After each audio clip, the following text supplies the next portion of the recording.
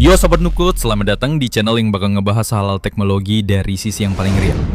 Gue bakal ajak lo semua kulik tuntas isu heboh PHK massal di Microsoft yang barusan rame banget. Feelingnya kayak lagi nonton episode thriller ekonomi, gak kalah seru sama nonton film action. Jadi sebelum kita meluncur lebih dalam, jangan lupa klik tombol subscribe, like, dan bunyikan loncengnya, biar lo gak ketinggalan update seputar tech dan coding versi Noobcode. Oke bro dan sis, sebelum kita bahas lebih dalam soal PHK besar-besaran yang terjadi di Microsoft, kita mesti ngeliat dulu ke belakang. Apa sih yang bikin Microsoft, si raksasa teknologi ini, bisa sampai ada di titik kayak sekarang? Microsoft itu didirikan tahun 1975 sama dua orang jenius, Bill Gates dan Paul Allen.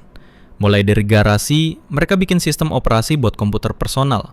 Dan boom, MS-DOS, terus Windows, jadi standar di seluruh dunia.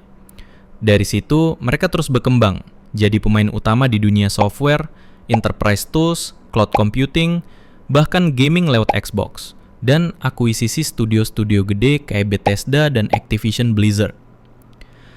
Tapi sayangnya dunia teknologi nggak selalu mulus. Sejak 2022-2023 kita udah lihat banyak perusahaan besar kayak Google, Amazon, Meta, bahkan Salesforce yang mulai nge-PHK ribuan karyawan. Alasannya, kombinasi antara efek pandemi yang udah lewat, efisiensi operasional, dan yang paling kerasa sekarang, biaya gila-gilaan untuk pengembangan AI dan infrastruktur cloud.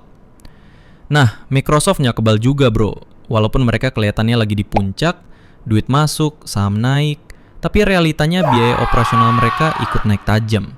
Fokus ke AI itu nggak murah. Lo butuh data center raksasa, GPU mahal, dan engineer super advance. Dan ini semua bikin perusahaan harus muter otak. Efisiensi harus jalan, meskipun itu artinya ya harus ada yang dikorbanin. Jadi jangan salah paham dulu, PHK bukan karena mereka bangkrut. Bukan. Tapi lebih ke strategi ulang buat nyikutin arah industri yang makin cepat berubah. Dan kadang, bahkan perusahaan sebesar Microsoft pun harus dietin, biar tetap kompetitif di medan perang teknologi yang sekarang didominasi sama AI dan cloud. Oke, setelah kita paham background-nya, sekarang kita masuk ke bagian paling penting. Seberapa besar dampaknya?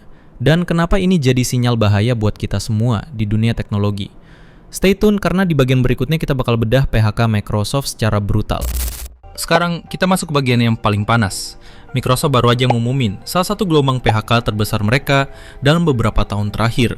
Dan ini bukan cuma soal angka, tapi soal arah baru yang mereka ambil dan dampaknya ke ribuan orang. Jadi gini, awal bulan Mei 2025 kemarin, Microsoft mengumumin bakal memangkas sekitar 6.000 sampai 6.500 karyawan secara global. Itu sekitar 2,6% sampai 3% dari total tenaga kerja mereka yang jumlahnya lebih dari 220.000 orang. Gede banget cuy. Yang bikin heboh, PHK ini nggak diem-diem. Mereka wajib ngasih laporan ke lembaga ketenaga kerjaan negara bagian Amerika Serikat, namanya War Notice. Dan dari data yang masuk, kita tahu bahwa cuma di kantor pusat Microsoft, di Redmond, Washington aja, ada hampir 2.000 karyawan yang kena dampak. Itu satu kota bro, bukan cuma di Redmond. Divisi LinkedIn, yang juga anak perusahaan Microsoft, kena juga. Di kantor Bay Area, ada 270 orang yang dipangkas, dan itu termasuk tim engineering, marketing, bahkan beberapa orang dari divisi riset. PHK ini bukan cuma nyasar satu divisi doang. Yang kena itu mulai dari software engineer, manajer produk, tim HR, marketing, legal, bahkan peneliti di divisi AI dan cloud. Jadi, ini bukan soal performa individu ya, tapi lebih ke arah restrukturisasi besar-besaran. Terus, lo mungkin nanya, kenapa sekarang?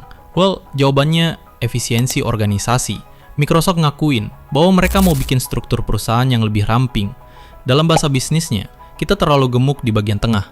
Jadi, yang dipotong duluan tuh bukan engineer atau intern, tapi justru lapisan manajemen tengah.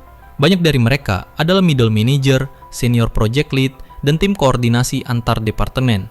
CFO Microsoft, si Amy Hood, bahkan bilang langsung bahwa ini bagian dari strategi buat bikin tim lebih lean dan agile, alias lebih gesit dan gak berat di koordinasi.